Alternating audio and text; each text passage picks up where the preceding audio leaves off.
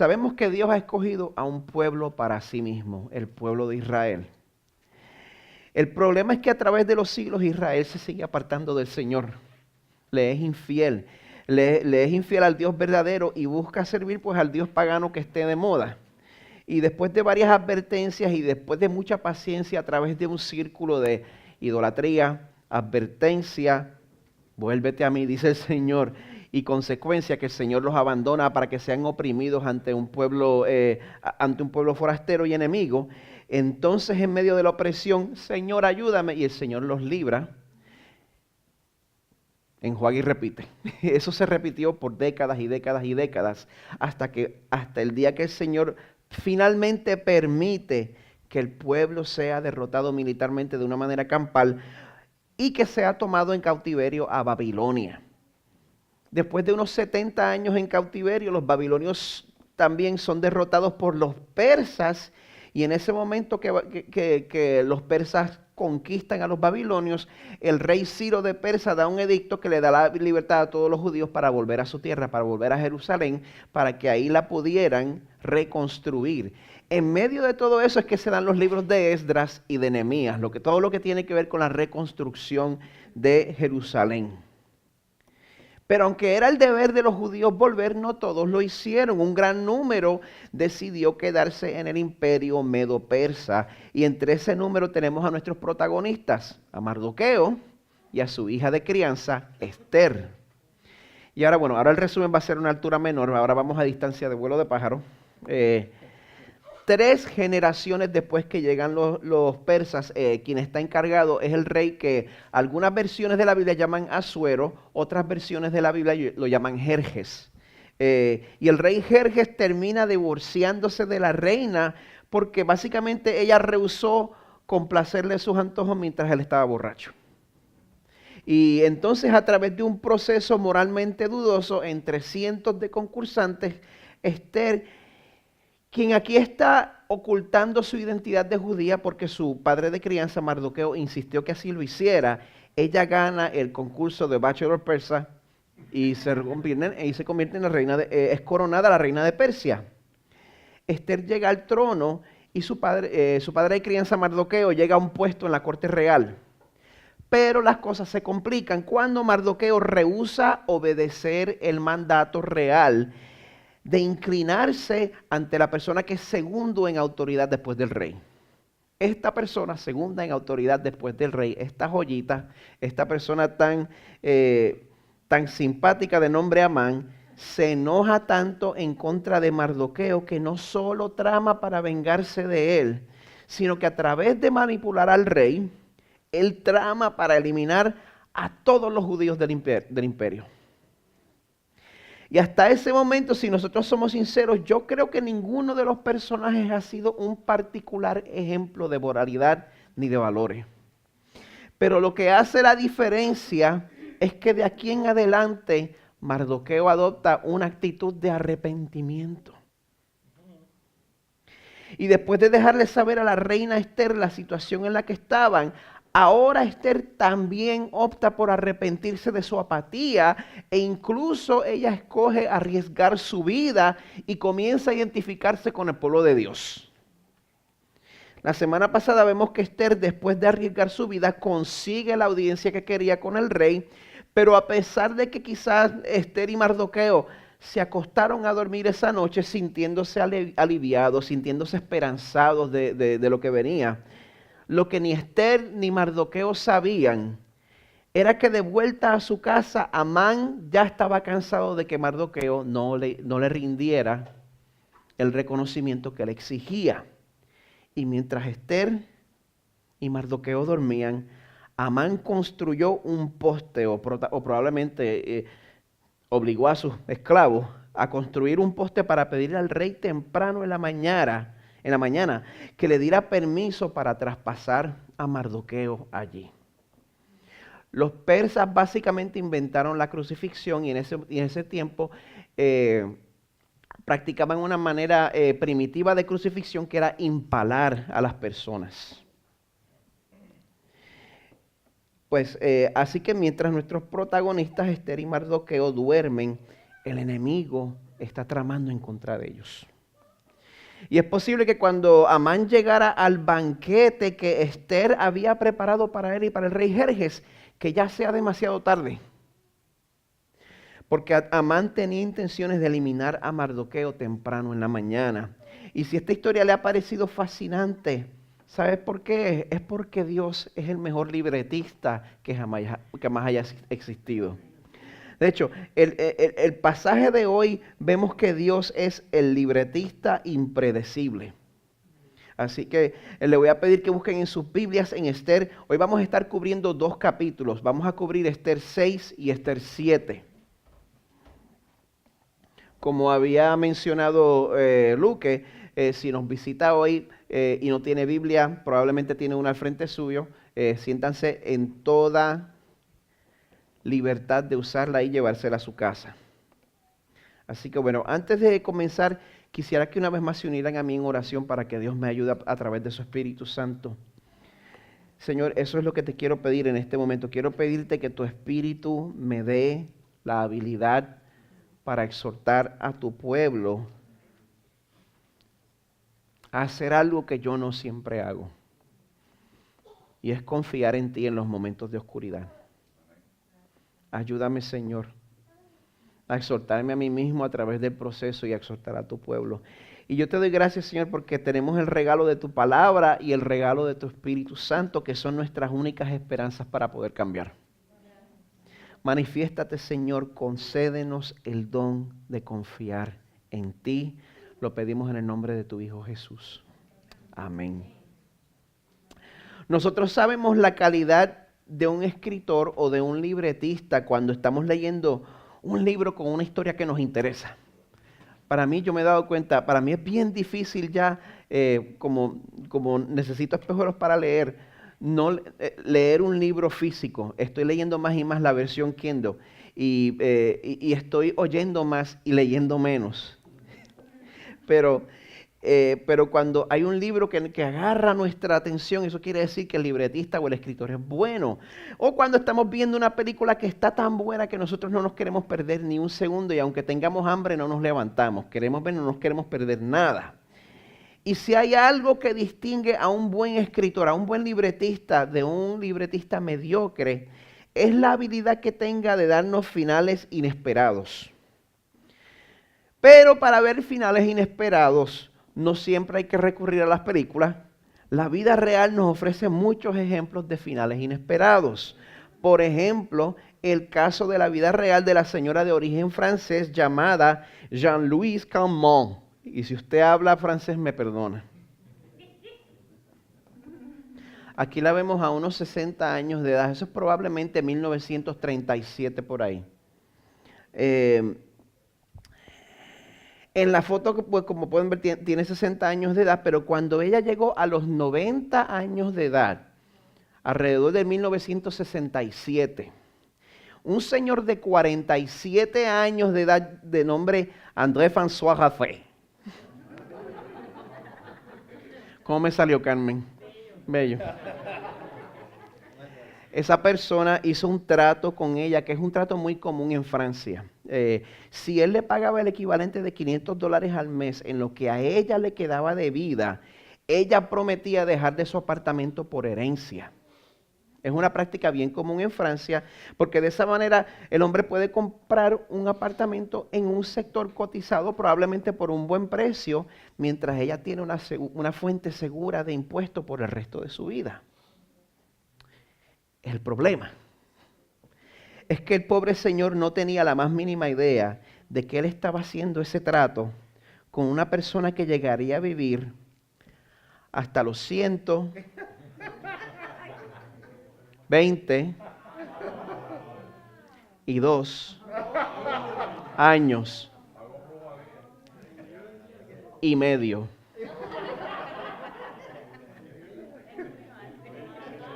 122 años y medio. Cuando en el año 1995 el señor Raffray fallece a los 77 años de edad. A la señora Calment todavía le quedaban 2 años y medio de vida. El pobre señor Rafael, Monsieur Rafael, terminó pagando $184,000 por un apartamento en el cual nunca llegó a vivir. Mientras que su viuda tuvo que continuar los pagos a la señora Kaufman legalmente por los próximos 2 años, en lo que le quedaba de vida a ella. Cuando le preguntaban a ella el secreto de su vida larga, no me lo estoy inventando, no me miren mal,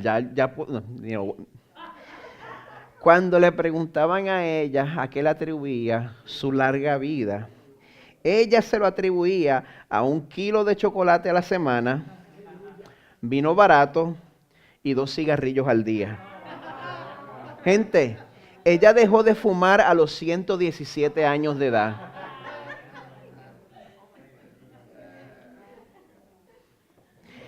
Y aunque ella falleció en el 1997, hasta el día de hoy, ella todavía tiene el récord de Guinness de la persona de más edad confirmada oficialmente. Nadie le ha quitado ese récord. Las cosas frecuentemente no salen como esperamos. Especialmente si nosotros estamos poniendo nuestra atención en las apariencias.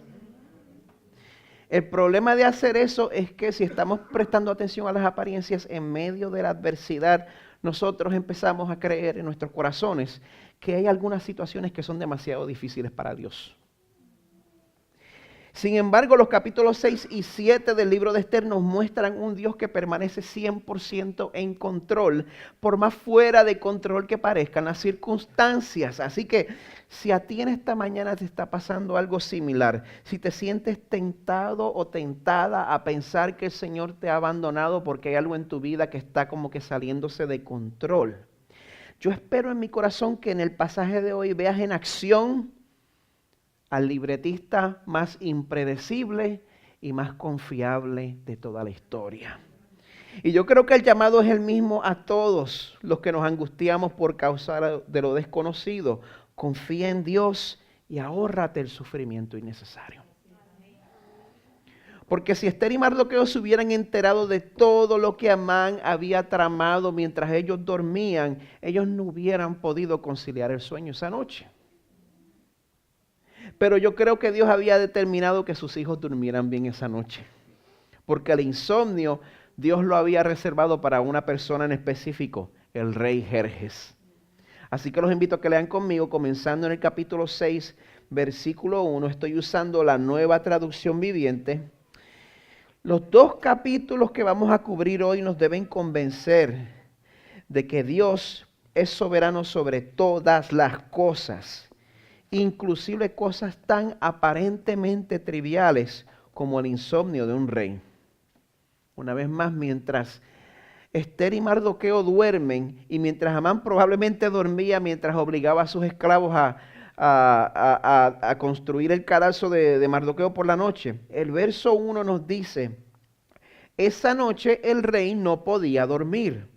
Entonces ordenó a un asistente que le trajera el libro de la historia de su reino para que se lo leyeran. En los registros descubrió el relato de cuando Mardoqueo informó del complot que Bigtana y Teres, 2 de los eunucos que cuidaban la puerta de las habitaciones privadas del rey, habían tramado para asesinar al rey Jerjes. Si usted estuvo aquí al principio de la serie, ¿se acuerda de esto? ¿Se acuerda cuando Mardoqueo descubrió el complot en contra de Jerjes?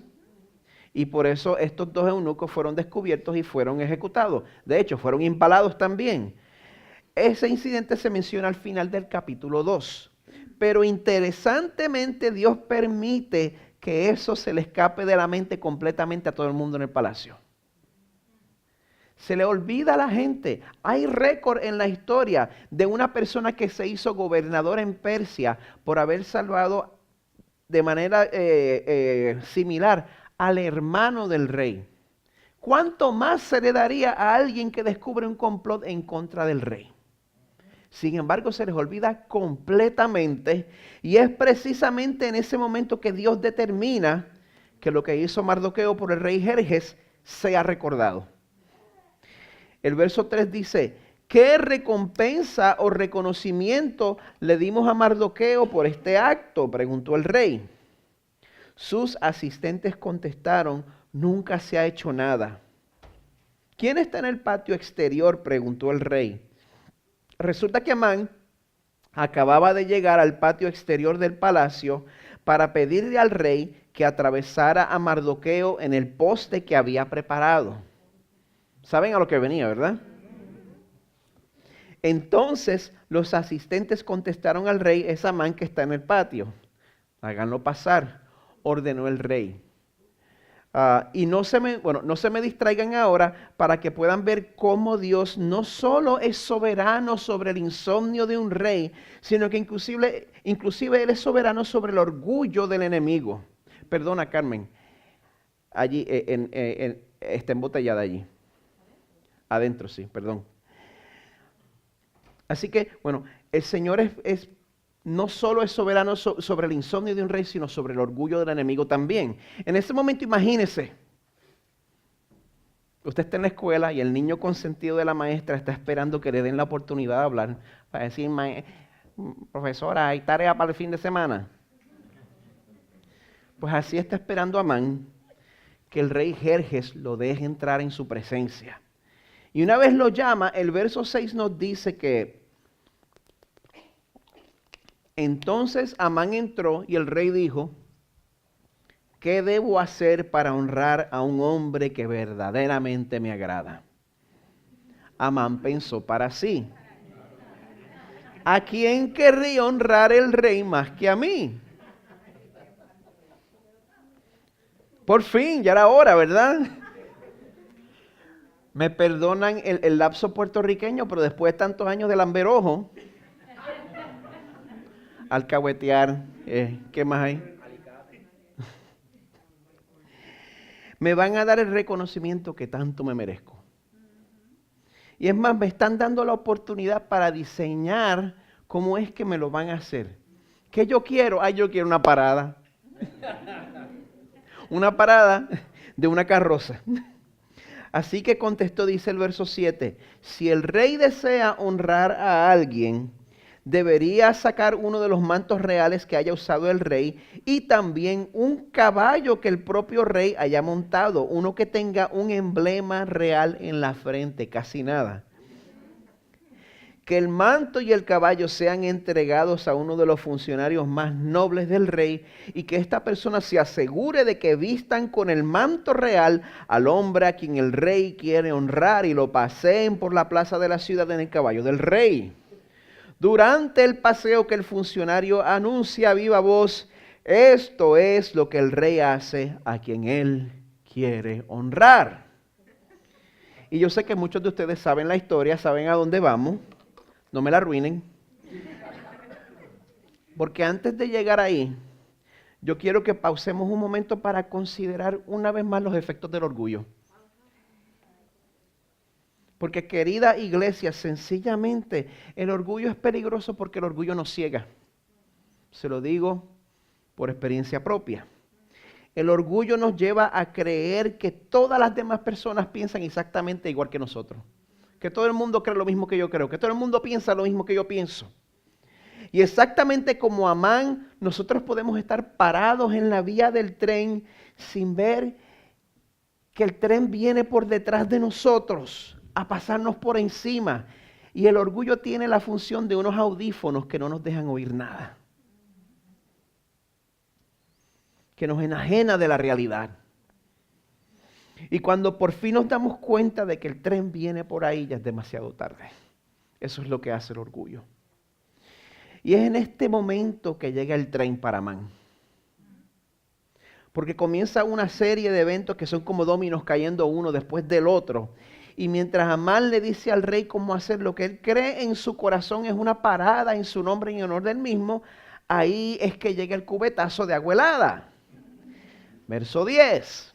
Perfecto, le dijo el rey a Amán, rápido lleva mi manto y mi caballo y haz todo lo que has dicho con Mardoqueo, el judío que se sienta a la puerta del palacio. No pierdas ni un detalle de lo que has sugerido, que no se te olvide nada.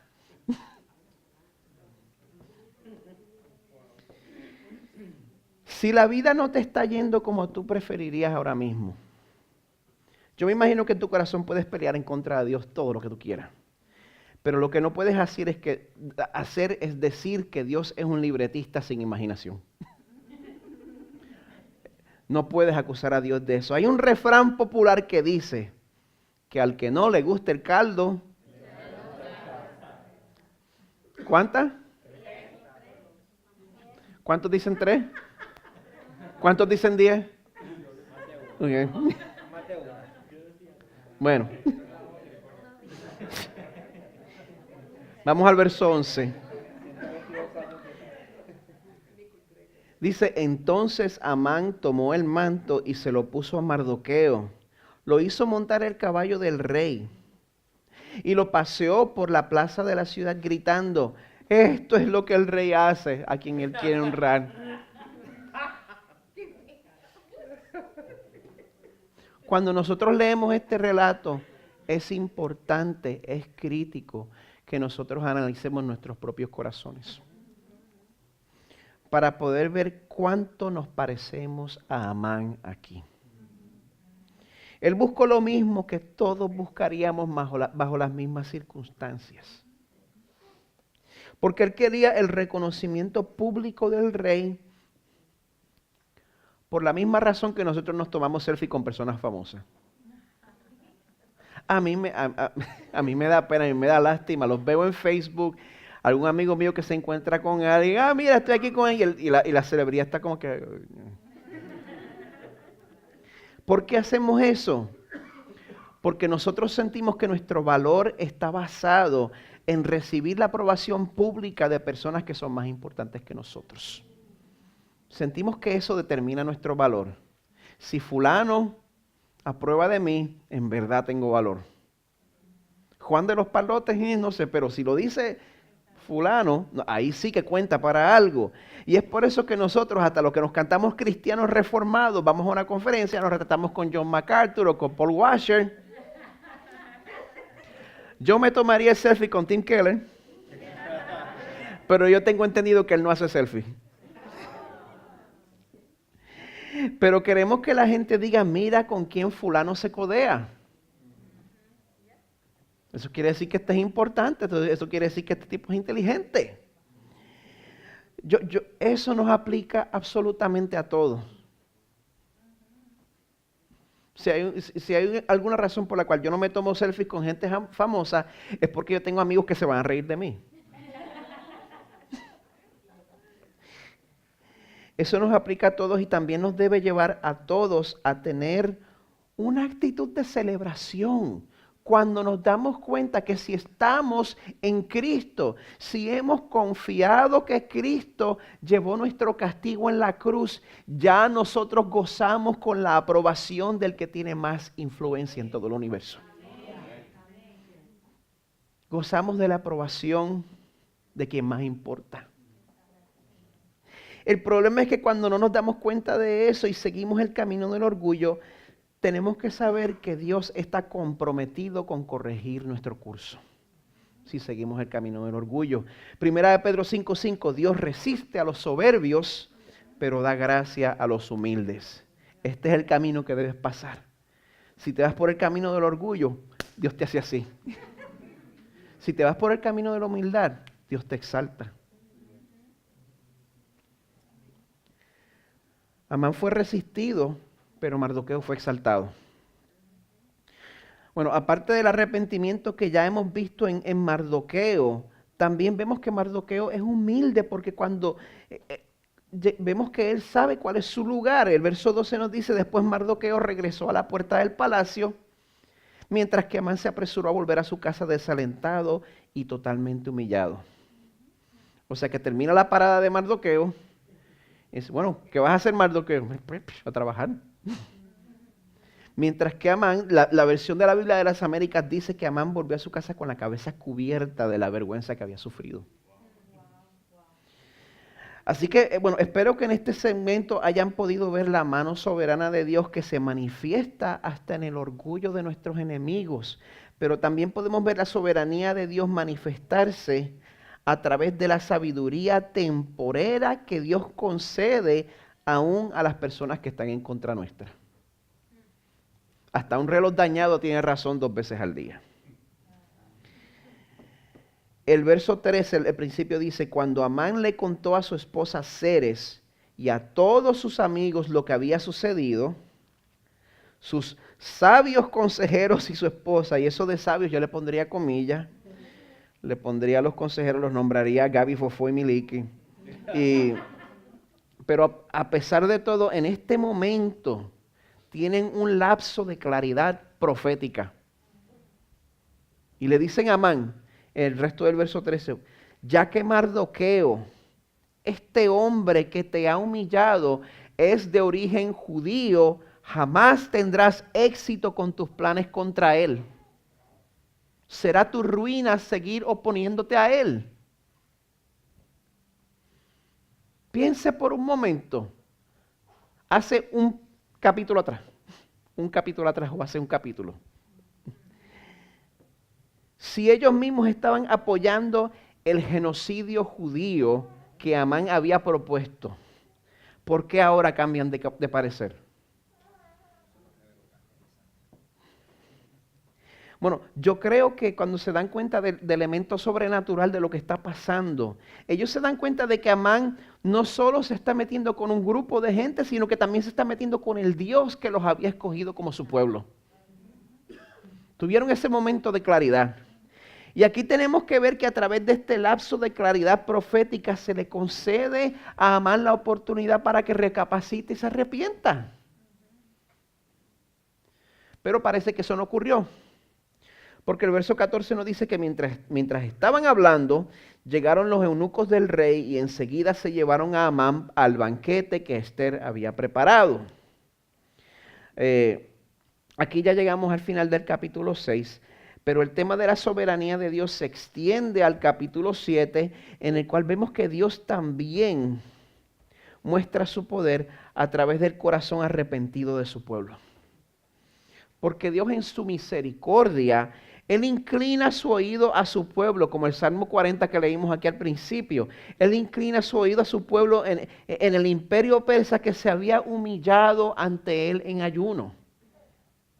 Y en el capítulo 7 nosotros vemos cómo Dios responde al arrepentimiento de su pueblo.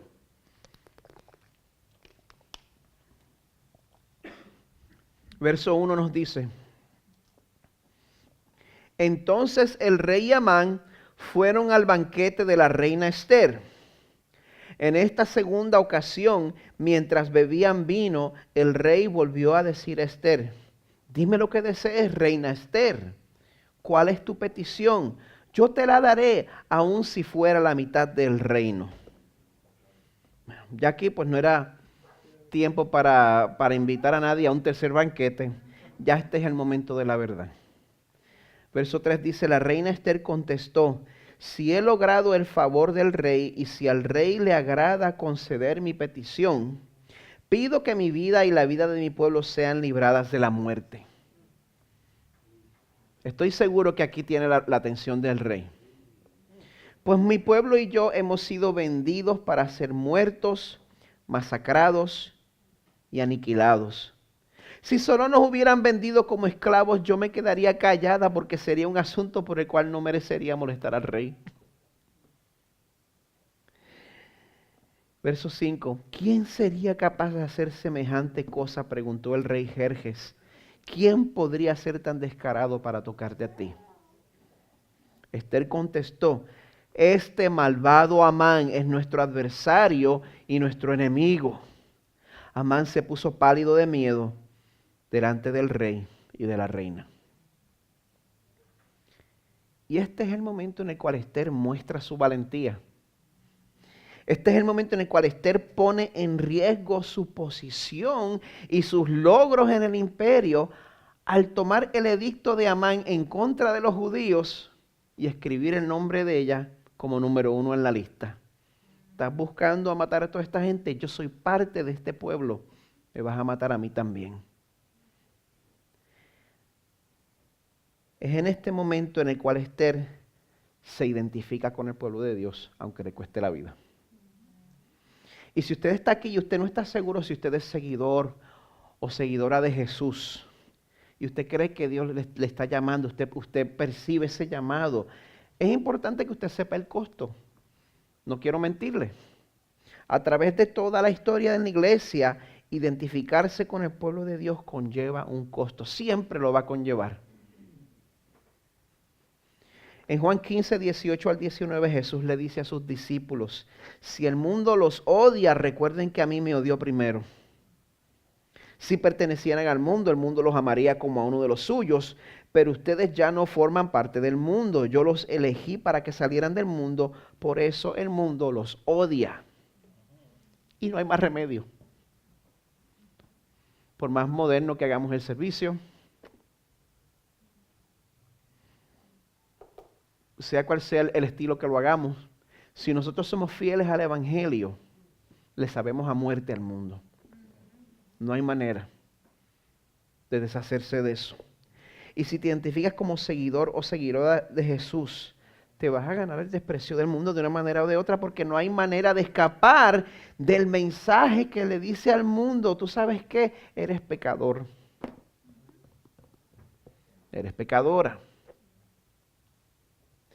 Y no importa todo lo que tú hagas, no importa las obras benéficas ni las obras de caridad que tú hagas, no hay nada que puedas hacer que se pueda ganar el favor de Dios. No hay nada que puedas hacer por tu propia parte que pueda poner a Dios de buenas contigo. Es imposible. Tu única esperanza de salvación no se encuentra en lo que hagas, sino en que creas y confíes en la vida, muerte y resurrección de Jesús. Ese mensaje desarma a la persona que se quiere ganar su propia salvación, y es por eso que el que se identifica con Jesús se gana el odio del mundo. Y bueno, volviendo al pasaje de hoy, estamos en un momento de decisión, ya que la confrontación y la confesión de Esther ha resultado en la ira del rey y no estamos seguros con quién es que está enojado. Verso 7. Entonces el rey enfurecido se levantó de un salto y salió al jardín del palacio. Amán, en cambio, se quedó con la reina Esther para implorar por su vida, porque sabía que el rey pensaba matarlo. Pero a pesar de esto, sabemos que el rey tiene que estar procesando mucha información ahora. ¿Quiénes se pueden poner en el lugar del rey Jerjes? Yo sé que lo estoy mirando con ojos modernos, pero me estaría bastante raro si después de 5 años de matrimonio, de momento Carmen me dice, mira, yo sé que no te lo he dicho hasta ahora, pero yo soy de otro país y de otra religión.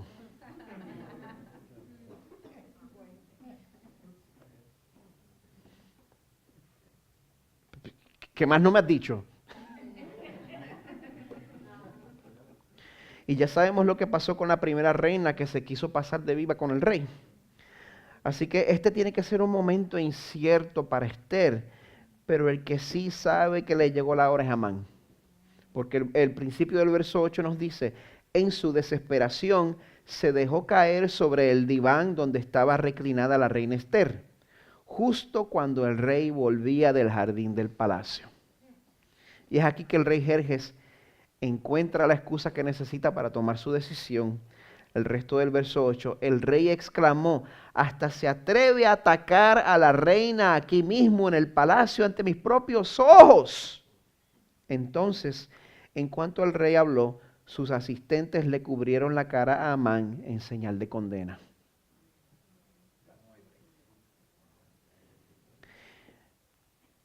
El problema de Amán es que la angustia que le está pasando en ese momento no tiene nada que ver con el arrepentimiento. Hay una diferencia entre no estar angustiado porque por fin llegó el día de las consecuencias. Es una gran diferencia a uno estar entristecido porque uno ha ofendido a un Dios santo. Es una gran diferencia. Y la tristeza de Amán no tiene que ver nada con el arrepentimiento. La angustia de Amán tiene todo que ver con el hecho de que están a punto de condenarlo a muerte. Y quiero que sepas, si estás oyéndome aquí, si estás oyéndome a través de Facebook y estás desperdiciando aún tus oportunidades de arrepentirte, un día se te va a acabar el tiempo. Y por más que llores, no vas a poder evitar la ira del rey. Una ira que es justa. porque ha sido provocada por tu pecado. Una ira que, igual que la misericordia, es parte de la soberanía de Dios. Tenemos que considerar la gracia y la severidad de Dios. Ambas son una realidad.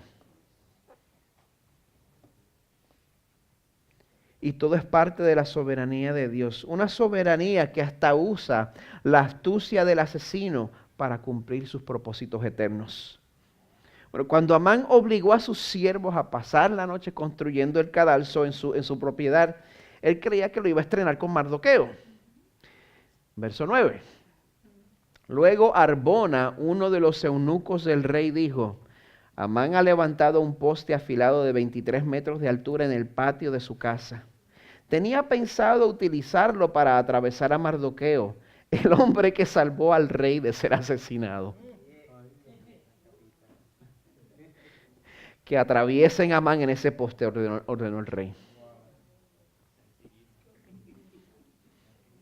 Entonces atravesaron a Amán con el poste que había levantado para Mardoqueo, y la furia del rey se calmó. Ustedes se pueden imaginar lo horrible que tiene que haber sido ejecutar a Amán en el patio de su casa en presencia de sus amigos y su familia. Probablemente fue así. Este cambio de circunstancias que acabamos de leer, yo estoy seguro que fue algo que ninguno de los personajes se imaginaba. Pero la lección que esto nos enseña es algo que podemos aprender aquí cómodamente, a la buena, sentadito, o lo podemos aprender a la mala como Amán. De una manera lo vamos a aprender. Y cuando nos damos cuenta de que todo esto pasó dentro de un día, Amán se puso sus sandalias, pero no sabía quién se las iba a quitar.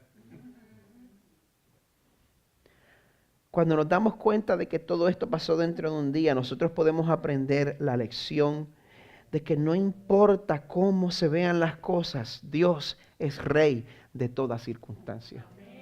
Dios es rey de toda circunstancia. Dios es rey de toda circunstancia. Y al saber eso, nosotros nos podemos poner o en el lado benévolo de esa realidad o en el lado severo de esa realidad. Porque no importa cómo se vean las cosas ahora, nuestro Dios tiene el poder para dar un giro súbito e inesperado al libreto y cambiar las circunstancias de manera radical, de la misma manera que Dios usó el crimen más bajo y más horrible de toda la historia, el asesinato de Jesús, para lograr la salvación de su pueblo, quienes eran sus enemigos de naturaleza. Una salvación por la cual Dios va a ser adorado por la eternidad y sin fin. Así que quiero invitarlos en este momento a responder a este Dios soberano. Si no has confiado en Él como Salvador y líder de tu vida, hoy es el día de hacerlo. Pero si ya has confiado en Jesús, vamos a celebrar la renovación de nuestro pacto con Él a través del sacramento de la comunión.